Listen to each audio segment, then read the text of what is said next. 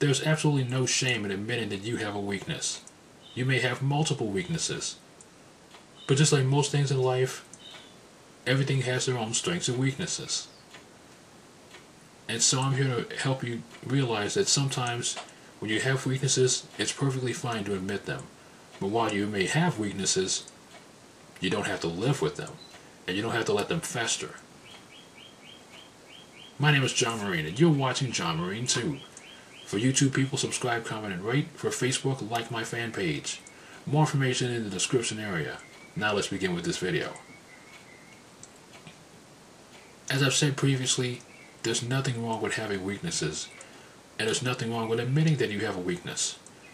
If anything, it's a showing of strength. It's a cry for help. It's basically saying, I'm not strong enough and I need help. It's perfectly fine to have weaknesses. Everyone's going to have them, even if we don't admit that we have weaknesses. More importantly than having weaknesses is basically crying for help, saying that I need help. I have a weakness and I need help for it. If there's anything you can do, please help me in my time of need.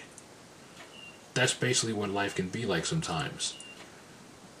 And as I've said before, everything has positive and negative qualities, including us human beings.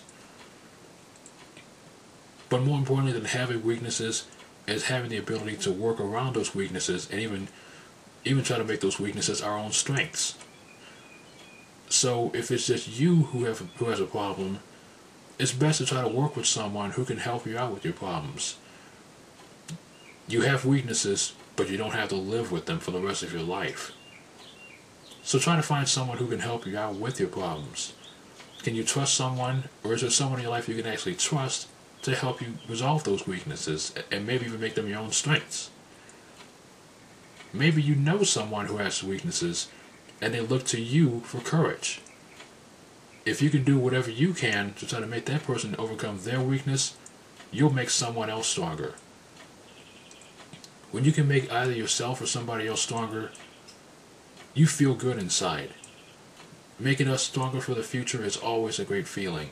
And if you're able to accomplish this, standing ovation. You've done great.